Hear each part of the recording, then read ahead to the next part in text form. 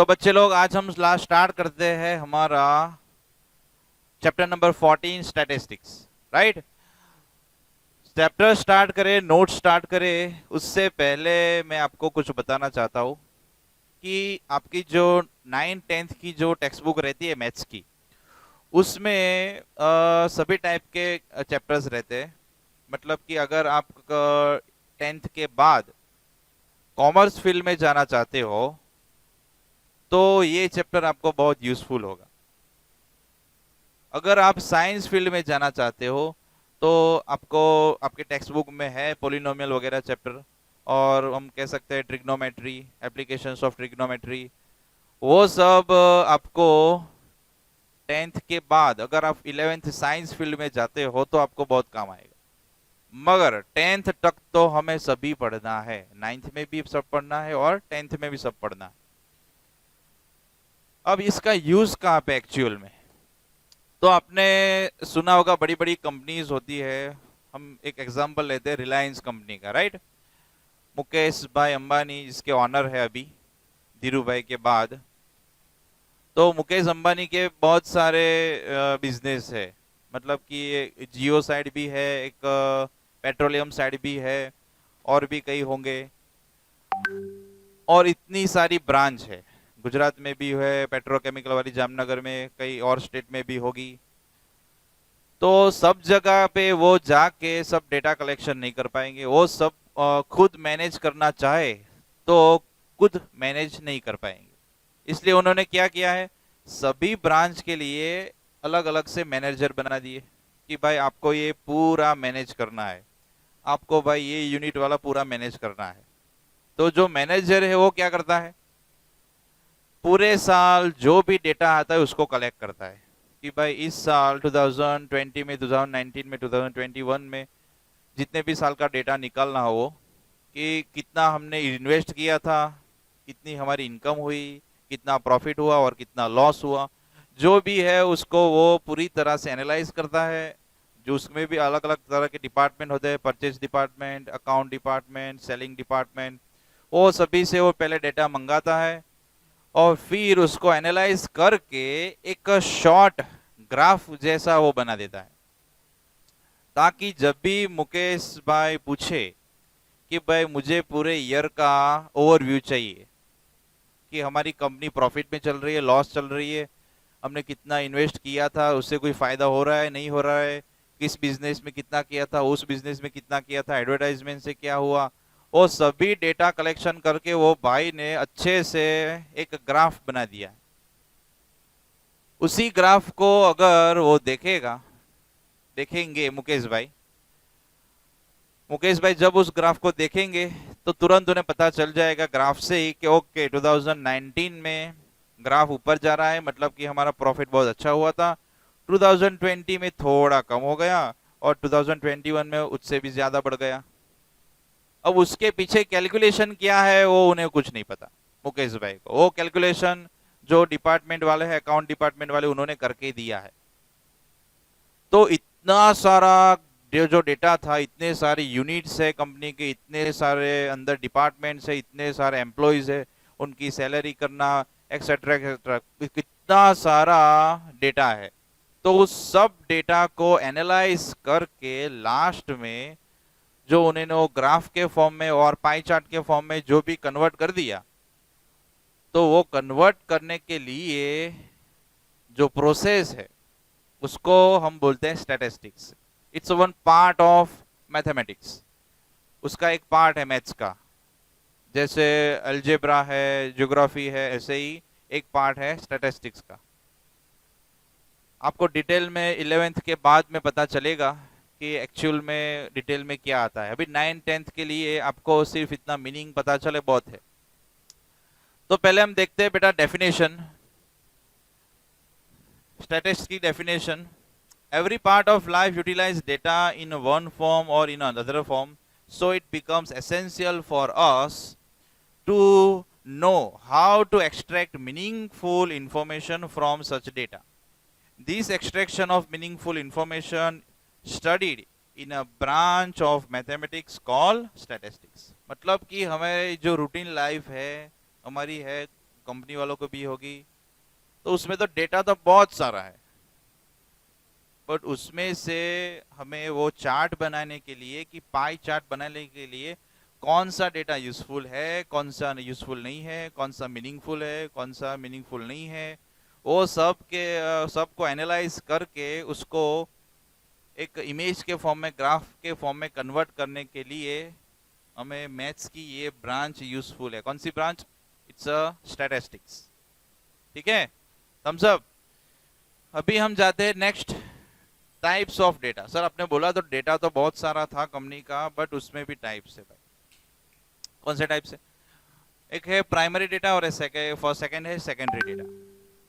Primary data का मतलब होता है आपने आपकी खुद की आंख से, आपने खुद ने वो देखा हो, आपने खुद से वो काउंट किया हो, तो वो डेटा होता है प्राइमरी डेटा।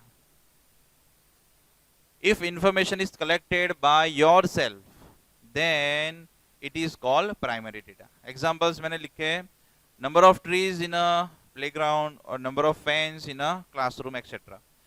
मतलब कि यहाँ पे एक क्लास है मेरा, मैं यहाँ पे गिन सकता हूँ कि चलो भाई ये 3 और 3 6 पंखे हैं क्लास में।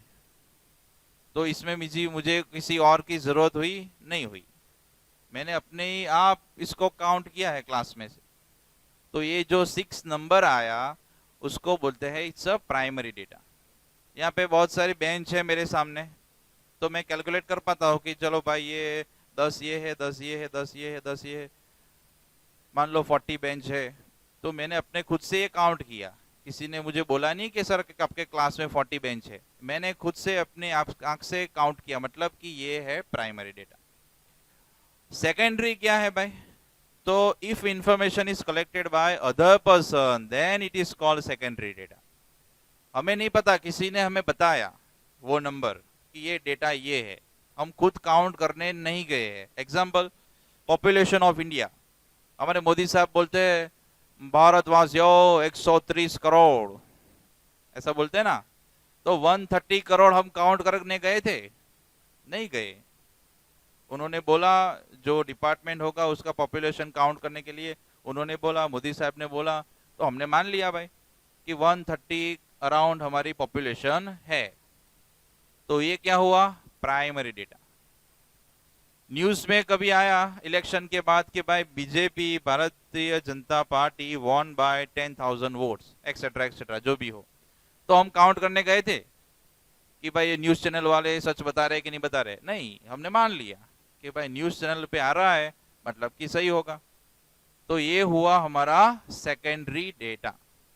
प्राइमरी डेटा मतलब कि हम खुद से अपनी आंख से जो काउंट करे वो प्राइमरी, और किसी ने बताया और हमने मान लिया वो है सेकंड। ओके, तो अभी आगे जाते हैं प्राइमरी डेटा सेकेंडरी डेटा के बाद। तो ये कुछ कंसेप्ट हम अभी वैसे सीख रहे हैं जो आपको पूरे चैप्टर में याद रखना है।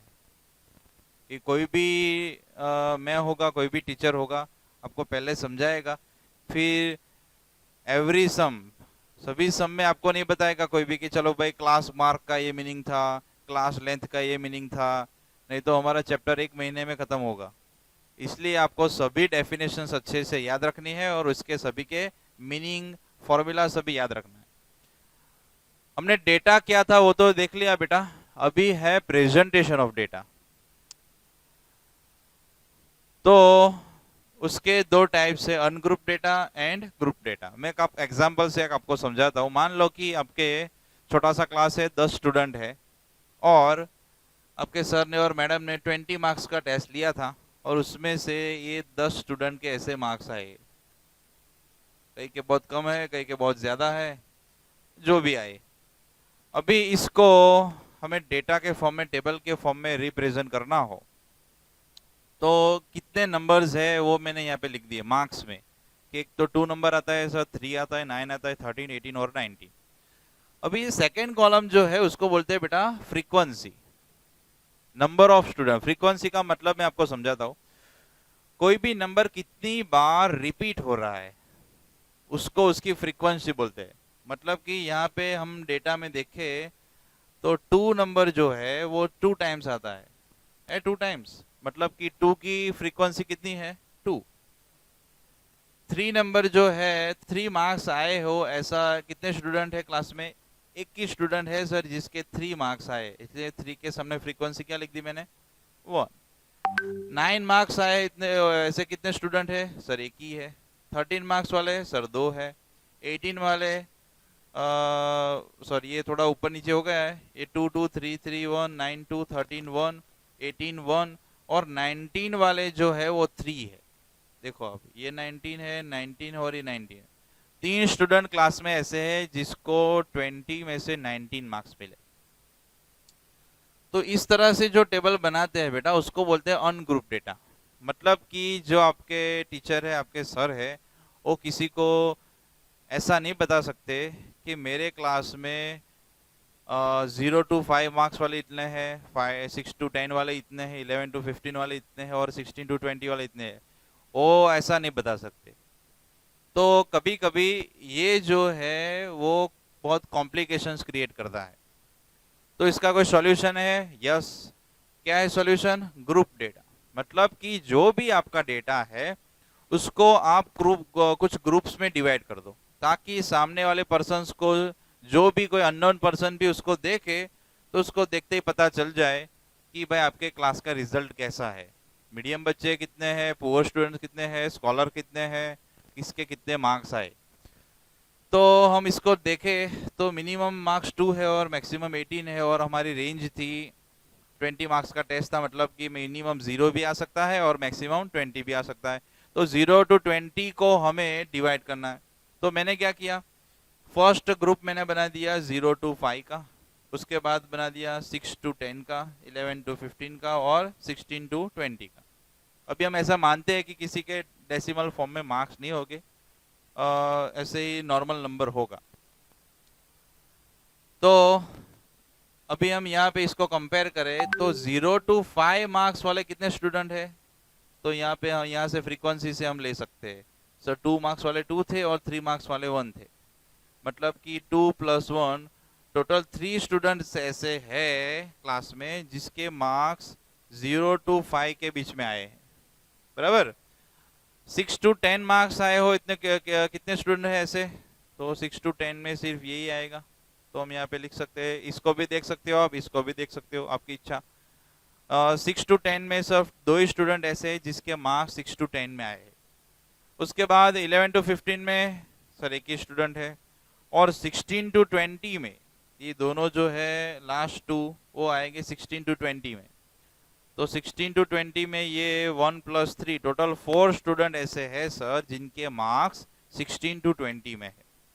तो अभी ये टेबल कोई देखेगा तो उसको बहुत अच्छी तरह से समझ में आ जाएगा कि क्लास का रिजल्ट कैसा है, बच्चे कैसे हैं, मीडियम से पुअर है कि कैसे है, बराबर।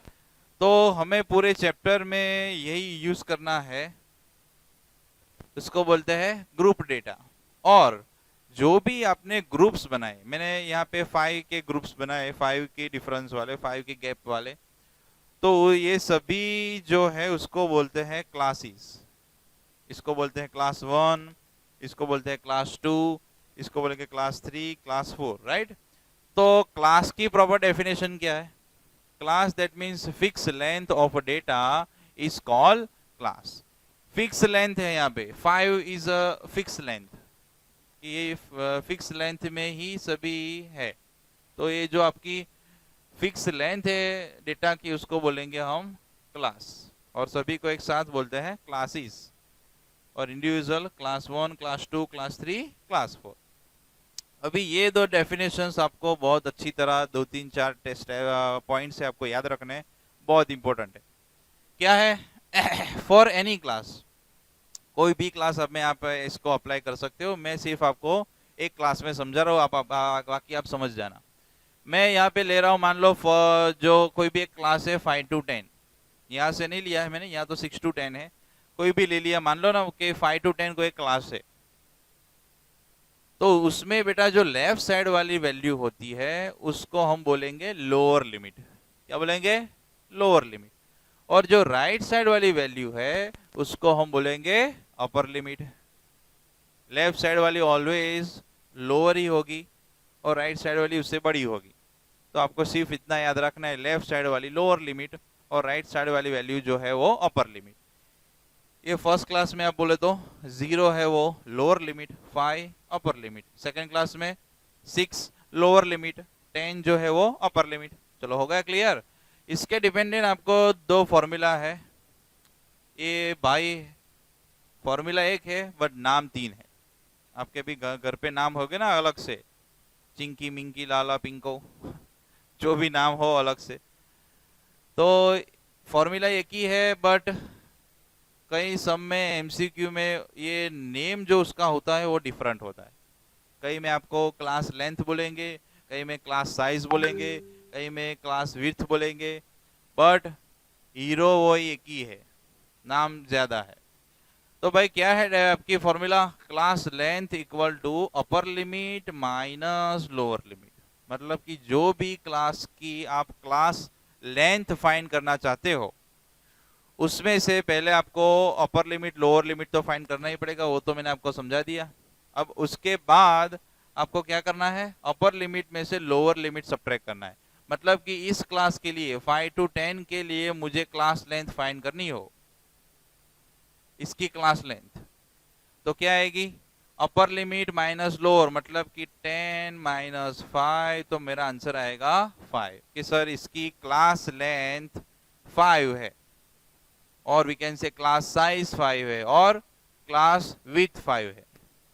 डन। अभी नेक्स्ट फॉर्मूला है हमारी क्लास मार्क के लिए, इसके भी तीन नाम है। क्या बात है, कमाल करते हो Pandey ji. Class mark, class mid value and central value, ये तीन नेम है उसके, class mark, mid value and central value. तो इसकी बाय डेफिनेशन क्या है, lower limit plus upper limit divide by 2, उसमें सब्ट्रैक्शन है, हाँ इसमें addition divide by 2, lower limit plus upper divide by 2, और upper plus lower divide, addition तो सेम ही होगा, अपर प्लस लोअर और लोअर प्लस अपर जो भी करो आप। Lower limit plus upper limit divide by 2। तो मान लो इस क्लास के लिए मुझे क्लास मार्क फाइंड करना है, class mark equal to upper plus lower divide by 2, मतलब कि 5 प्लस 10 डिवाइड बाय 2, ये होगा 15 बाय 2 और उसका आंसर आएगा 7.5। ये हो गया हमारा क्लास मार्क, और we can say central value और mid value. Thumbs up. Okay, तो हम नोट्स में आगे जाते हैं। आगे हमें समझना है कंटिन्यूअस फ्रीक्वेंसी डिस्ट्रीब्यूशन क्या है और डिसकंटिन्यूअस फ्रीक्वेंसी डिस्ट्रीब्यूशन क्या है। देखो मैं आपको समझाता हूँ। जैसे हमने इससे पहले पढ़ा कि ग्रुप डेटा अनग्रुप डेटा क्या, राइट। तो मान लो कि ग्रुप डेटा मैंने बना दिया और ये मेरे ग्रुप्स है और वीकेंड से हमारे क्लासेस है। तो इसमें ये first class, second class, third class, fourth class, वो आपको पता है।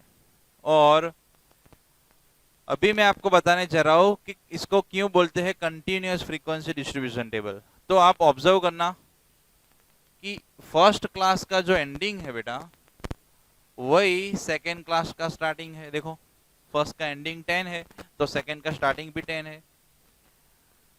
सेकेंड का जो एंडिंग है वही थर्ड का स्टार्टिंग है, और थर्ड का जो एंडिंग है वही फोर्थ का स्टार्टिंग है। अगर आपको क्वेश्चन में ऐसा टेबल दिया है तो आप समझना कि ये कंटिन्यूअस फ्रीक्वेंसी डिस्ट्रीब्यूशन टेबल है।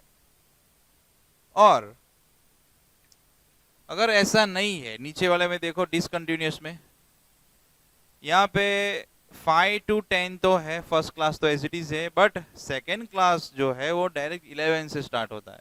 कहाँ से स्टार्ट होता है, 11 से।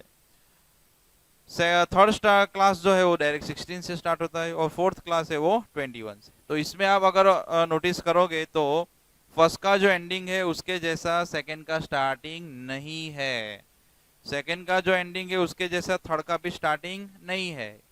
तो इसको बोलते हैं डिसकंटिन्यूअस फ्रीक्वेंसी टेबल। अभी फर्स्ट में कई बच्चों को ऐसा कंफ्यूजन होता है, मैं आपको क्लियर करवा दूं कि सर ये 5 to 10 है और 10 to 15 भी है। तो 10 तो सर दोनों क्लास में आया, फर्स्ट क्लास के एंडिंग में भी है और सेकेंड के स्टार्टिंग में भी है। तो अगर हमारे ऑब्जर्वेशन में 10 वैल्यू हो तो हमें वो ग्रुप 1 में कंसिडर करनी है कि ग्रुप 2 में करनी है।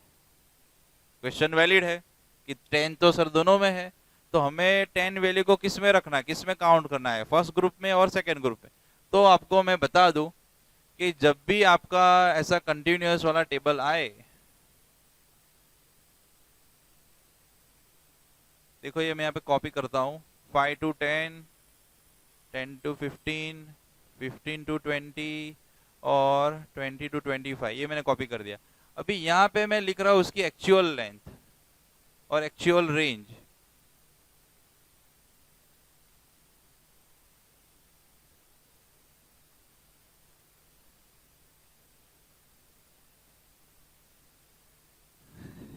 जो 5 to 10 है बेटा फर्स्ट क्लास, उसकी एक्चुअल रेंज आपको 5 to 9 तक ही कंसीडर करनी है जब भी आपको ऑब्जर्वेशंस काउंट करने हो तब।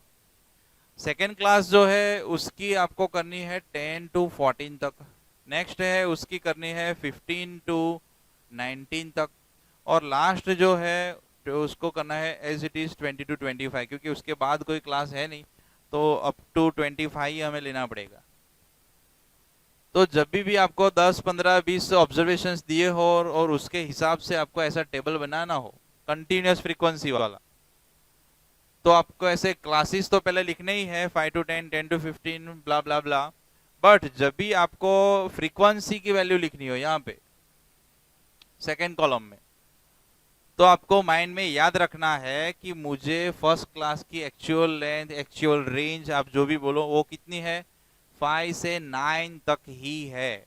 अगर ऑब्जर्वेशन की वैल्यू 10 होगी तो वो मुझे सेकेंड क्लास में काउंट करना है, और उसकी एक्चुअल लेंथ है 10 to 14 तक। 15 आए तो नीचे वाले में आएगा, 15 to 19 तक। अगर 20 आए तो नीचे वाले में आएगा। रेडी, ये आप खास याद रखना। अभी मुझे याद आ गया इसलिए इसे समझा दिया। अभी हम तो समझ रहे थे कंटिन्यूअस डिसकंटिन्यूअस, फर्स्ट का एंडिंग सेकंड का स्टार्टिंग सेम हो तो कंटिन्यूअस, अगर ऐसा ना हो तो डिसकंटिन्यूअस। अभी हमारे चैप्टर में हमें ऐसी जरूरत पड़ेगी कि हमें डिसकंटिन्यूअस हो तो कंटिन्यूअस करना पड़ेगा, तभी हमारी जो मेथड है वो इजीली हो पाएगी। तो कोई सॉल्यूशन है? हाँ भाई, क्यों नहीं है। How to convert discontinuous to continuous frequency distribution table. अगर आपको डिसकंटिन्यूअस दिया है और आपकी रिक्वायरमेंट ऐसी है कि कंटिन्यूअस करना ही पड़ेगा, तो आप ये मेथड यूज कर सकते हो। ये एक शॉर्टकट है, आपको याद रखनी है। क्या करना है डिसकंटिन्यूअस टू कंटिन्यूअस के लिए? Subtract 0.5 from lower limit. Lower upper अभी मैं नहीं बताऊंगा प्लीज, आपने एक बार मैंने बता दिया है। जो लेफ्ट साइड वैल्यू है वो लोअर लिमिट और राइट साइड वाली जो है वो अपर लिमिट। तो बाय लेफ्ट साइड वाली मतलब कि लोअर लिमिट जो है उसमें से आपको 0.5 सब्ट्रैक्ट करना है, और एड 0.5 इंटू, और नहीं and, subtract 0.5 from lower limit and add 0.5 into upper limit. ये दोनों ऑपरेशन आपको एक साथ करने हैं सभी क्लास में, एक ही क्लास में ऐसा नहीं। 4 क्लास है तो चारों 4 में आपको ये ऑपरेशन करना है। इसके लिए मैंने एक एग्जांपल लिया है। मान लो यही वाला टेबल है 5 to 10, 11 to 15, 16 to 20, 21 to 25। ये डिसकंटिन्यूअस हमें दिया हुआ है क्वेश्चन में, पेपर में, हमारे टेक्स्ट बुक में। बट मेथड के लिए मान लो मुझे चाहिए कंटिन्यूअस ही, तो मैं क्या करूंगा,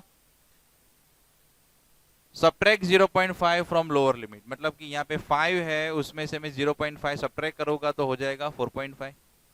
add 0.5 into upper limit, upper limit हमारी है 10, उसमें मैं 0.5 ऐड करूंगा तो क्या होगा 10.5। Same operation in second class, subtract 0.5 from lower 10.5, add 0.5 into upper 15.5। Same to same third में और फोर्थ में। अभी ये जो न्यू क्लास मैंने बनाया उसमें आप चेक करो तो फर्स्ट का एंडिंग और सेकेंड का स्टार्टिंग सेम हो गया। सेकेंड का जो एंडिंग नंबर है थर्ड का स्टार्टिंग, और थर्ड का एंडिंग है वही है फोर्थ का स्टार्टिंग। तो ये अभी हमारा कंटिन्यूअस डिस्ट्रीब्यूशन हो गया, बराबर।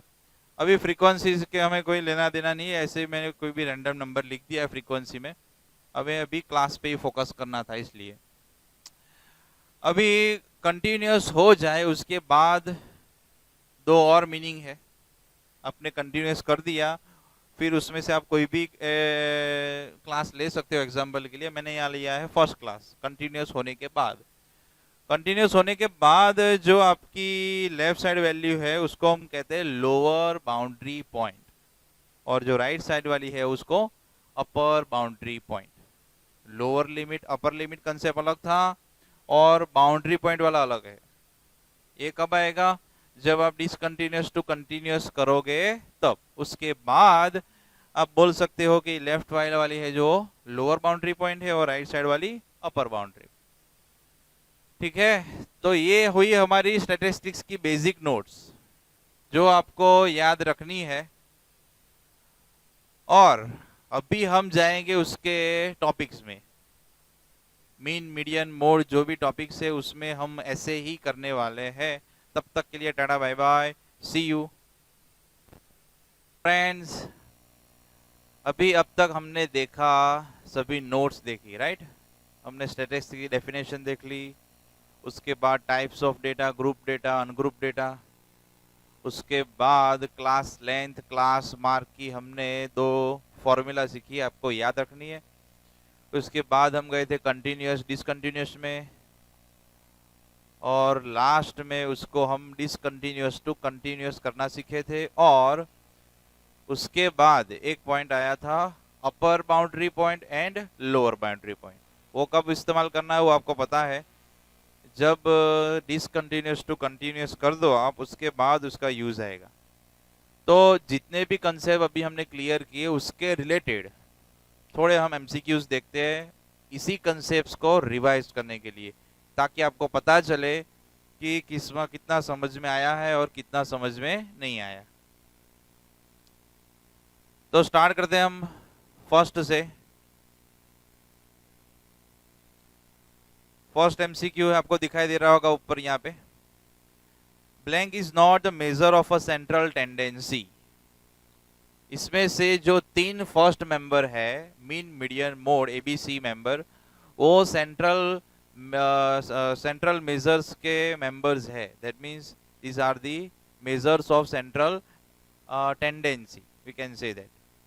बट जो रेंज है बेटा, रेंज वो सेंट्रल टेंडेंसी में नहीं आता। तो आपको होगा सर रेंज क्या है एक्चुअल में? रेंज में आपको बताता हूं, यहाँ पे ध्यान देना। हम स्टार्ट करते हैं एमसीक्यू।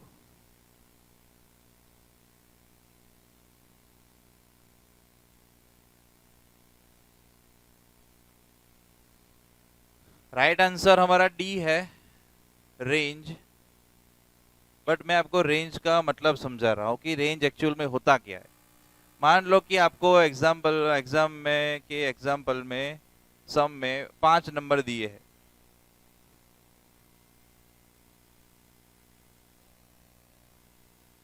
बराबर।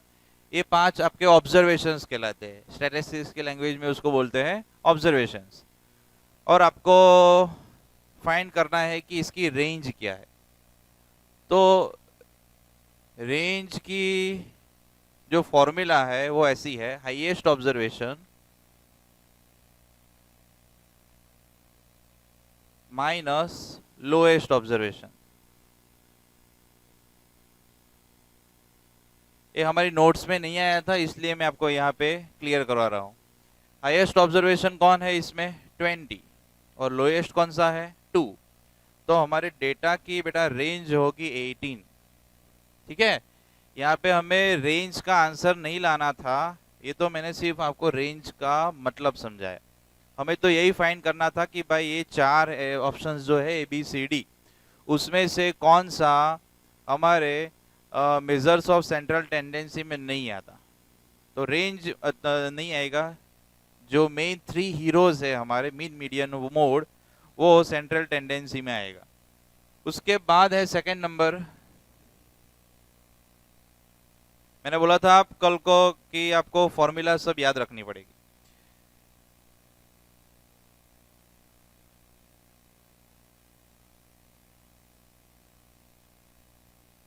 Mead value of a group data. कल मैंने बोला था क्लास मार्क, मीड वैल्यू और सेंट्रल वैल्यू, इन तीनों की फॉर्मूला सेम ही है, नेम सिर्फ डिफरेंट है। तो मीड वैल्यू की फॉर्मूला आपको याद होगी,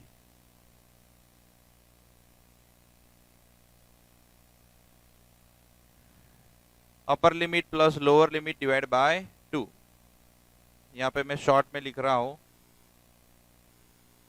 और जो ऑप्शंस आपको दिख रहे हैं ऊपर, उसमें से ऑप्शन नंबर आएगा हमारा ए। फर्स्ट ऑप्शन हमारा राइट आंसर है। Third, mid value of class 100 to 149। Class कौन सा है? 100 to 149। 100 हमारी लोअर लिमिट है और 149 हमारी अपर लिमिट। तो सर इसमें हमें मिड वैल्यू लानी हो, sorry, mid value of class 100 to 149। 100 हमारी लोअर लिमिट है, 149 अपर लिमिट है, इसकी हमें चाहिए मिड वैल्यू। तो सेम टू सेम फॉर्मूला, कौन सी वाली? क्लास मार्क बोलो, मिड वैल्यू बोलो और सेंट्रल वैल्यू बोलो। अपर limit plus lower limit divide by 2।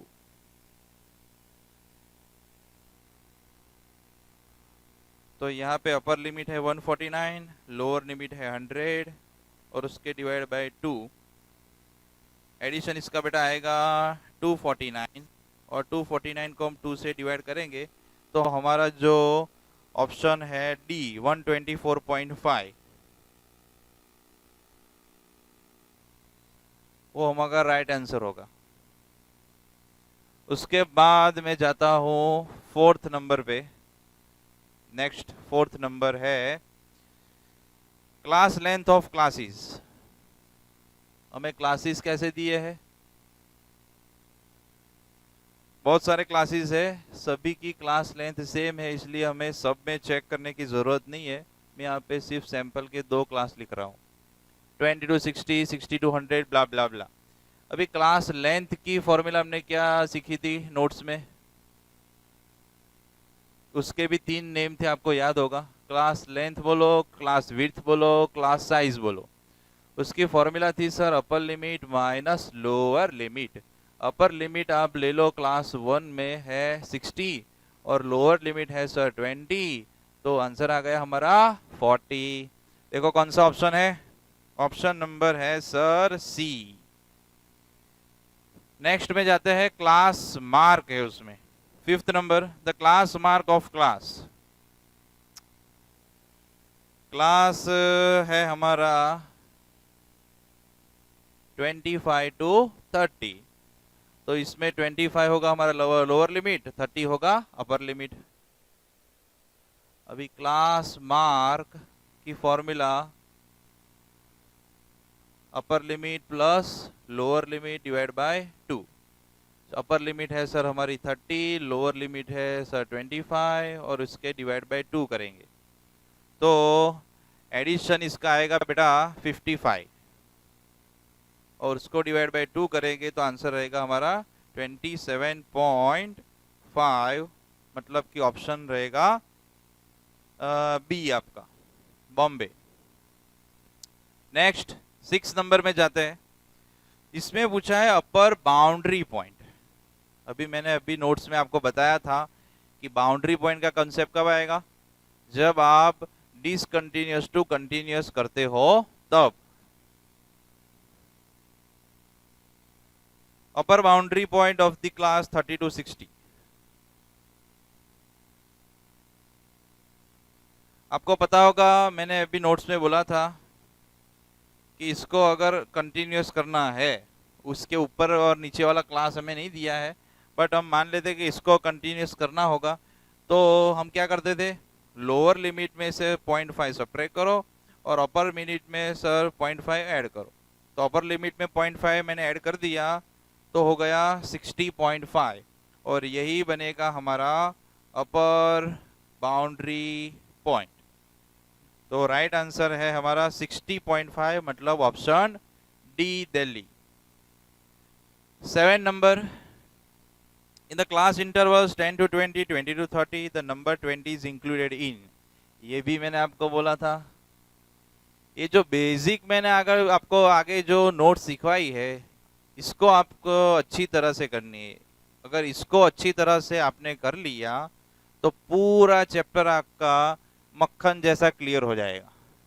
कैसा हो जाएगा? मक्खन जैसा। और ये जो आगे की जो मैंने सम आपको सिखाए हैं बेसिक्स वाले, ये हमारी जो वीडियो है ना उसमें 2 पार्ट है, मैंने कल भी आपको बोला था। फर्स्ट पार्ट जो होगा वो बेसिक है, मतलब कि पूरे चैप्टर में जितनी भी आपको नोट्स तैयार करनी है और सभी मेथड के जो एक दो सम है। आप लोगों की तकलीफ क्या है पता है आपको? कई सारे बच्चों की यही मेंटालिटी रहती है कि बहुत सारे सम करने से ही आएगा।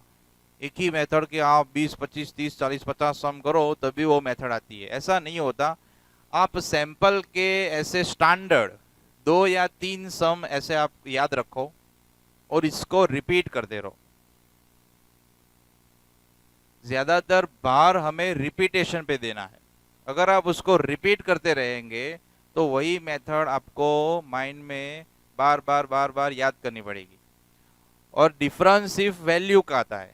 मान लो आपने जो क्वेश्चन किया उसमें नंबर है 20 और टेस्ट में जो क्वेश्चन आया उसमें है 30, तो सर मेथड सभी वही की वही है, सिर्फ वैल्यू चेंज करनी है। और बेसिक कैलकुलेशन को आपको आना ही चाहिए, एडिशन मल्टीप्लिकेशन जो भी हो उसमें थोड़ा चेंज होगा। तो ये जो बेसिक वाला मेरा वीडियो है वो आपको एग्जाम में बहुत ही यूजफुल होने वाला है। जब आपको क्विक रिवीजन की जरूरत होगी, आधे घंटे में 1 घंटे में पूरा चैप्टर, तब ये आप मेरे जो बेसिक वाला कंसेप्ट है सभी वीडियो में पहले मैं बेसिक सिखाऊंगा और उसके बाद एडवांस में जाऊंगा।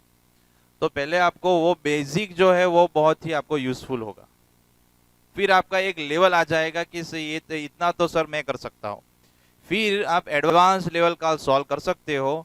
और मैंने बोला था कल कि सभी ईयर एवरी ईयर बोर्ड में कुछ ना कुछ तो ऐसा आता ही है कि जिस बच्चे ने एडवांस लेवल का थोड़ा सॉल्व किया हो उसी को उसमें पता चलता है कि मुझे ये करना है, ये नहीं करना है, इसको कैसे सॉल्व करना है। तो पहले बेसिक कंसेप्ट भी करने हैं, वो आपको एग्जाम के अगले दिन, टेस्ट के अगले दिन बहुत काम आएगा क्विक रिवीजन के लिए। और जो एडवांस लेवल है वो आपको अपने जो 2 3 5 10 मार्क्स का एडवांस लेवल का जो भी आएगा, कुछ डिफिकल्ट क्वेश्चंस, डिफिकल्ट सम्स, उसको सॉल्व करने के लिए वो काम का है। एनसीईआरटी आप जहां भी सॉल्व कर रहे हो वो बहुत ठीक है, स्कूल में कर रहे हो, कहीं और कर रहे हो, सभी जगह पे अच्छा पढ़ाते हैं, एनसीईआरटी आपकी क्लियर हो जाएगी ऐसे ही। बट ये 2 पोर्शन मैंने इसीलिए आपको अलग से बना के दिए कि जो आप रेगुलर में नहीं कर पाते हो। ठीक है, 6 7 नंबर हम आए थे बाउंड्रीज और इंटरवल्स। तो क्लास है बेटा 10 to 20, 20 to 30। मैंने अभी नोट्स में आपको बताया था कि इसकी एक्चुअल क्लास रेंज कितनी होती है। तो फर्स्ट क्लास की सर होती है 10 to 19 तक ही होती है। ये कंटिन्यूस क्लास है, कंटिन्यूस फ्रीक्वेंसी डिस्ट्रीब्यूशन। और नेक्स्ट क्लास जो है उसमें आएगा 20 to 30, क्योंकि उसके बाद कोई क्लास नहीं है, मतलब कि हमें 30 तक ही लेना पड़ेगा। तो ऐसा जब भी आएगा आपके क्वेश्चन में कि कंटिन्यूस फ्रीक्वेंसी डिस्ट्रीब्यूशन हो तो आप कंफ्यूज मत होना कि सर 20 मुझे फर्स्ट क्लास में लेना है कि सेकंड में लेना है। आपको ऑलवेज याद रखना है 20 जो है वो नीचे वाले में लेना है, उसके ऊपर वाले की लिमिट 1 नंबर कम होती है, एक्चुअल लिमिट वो 10 to 19 तक ही लिमिटेड है। तो हमारा राइट आंसर कौन सा आएगा? Class 20 to 30। 20 नंबर जो है वो हमें नीचे वाले क्लास में कंसीडर करना है। 8 नंबर में जाता है बेटा, the class length of class 20 to 50। Class है 20 to 50। क्लास लेंथ की फॉर्मूला आपको अच्छी तरह से याद है सर, अपर limit minus lower limit. Upper limit है 50, उसमें से 20 सब्ट्रैक्ट करेंगे तो आंसर आएगा 30। आपका ऑप्शन बी बॉम्बे 30। उसके बाद है upper limit of a class. ओ पप्पू, क्लास है हमारा, मैं चेंज करना भूल जाता हूँ ना, सॉरी, 9 नंबर आए। चलो, class upper limit of class, class है 10 to 20, इसमें सर जो 20 है उसको बोलते हैं हम अपर लिमिट। चलो खत्म हो गया, 20 is your answer, option A. उसके बाद हम जाते हैं 10 नंबर में, विड्थ ऑफ द क्लास।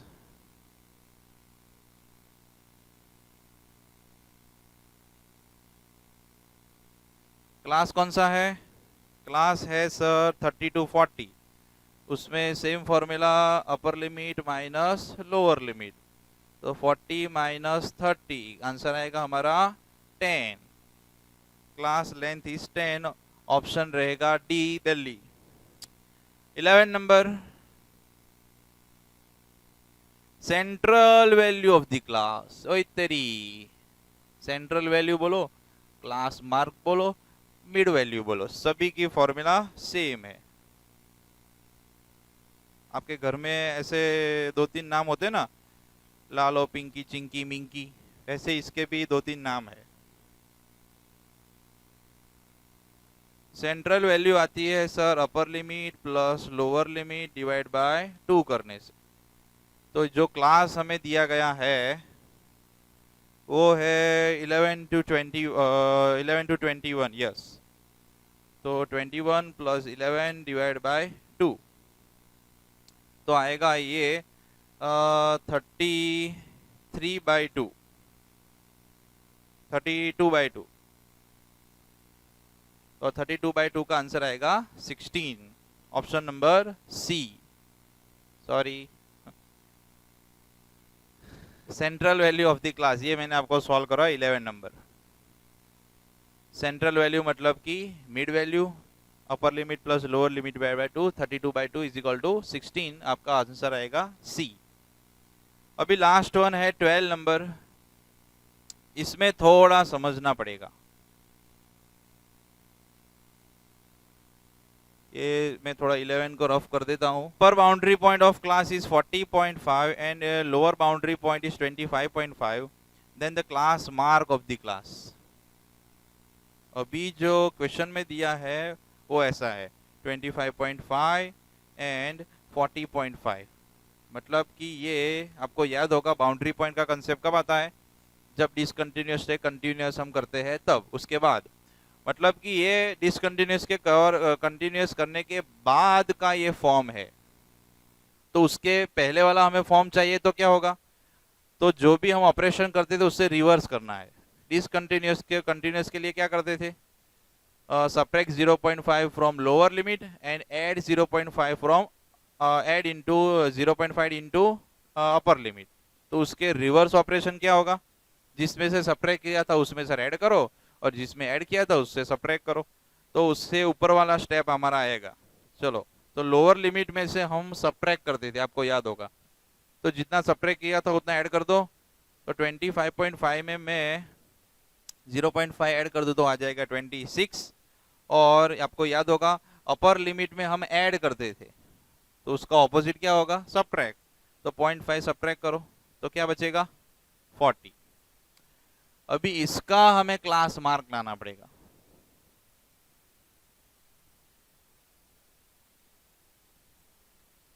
उसकी फॉर्मूला थी यही वाली, क्लास मार्क बोलो कहाँ गई, अपर limit plus lower limit divide by 2, तो 40 प्लस 26/2, एडिशन होगा उसका 66, और 66/2 का आंसर आएगा 33।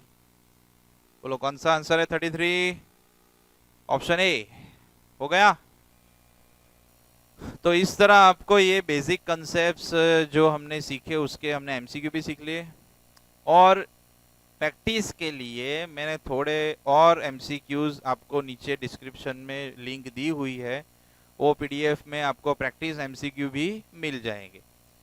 तो तब तक के लिए tata bye bye, see you, हम मिलेंगे अगले वीडियो में, बाय बाय।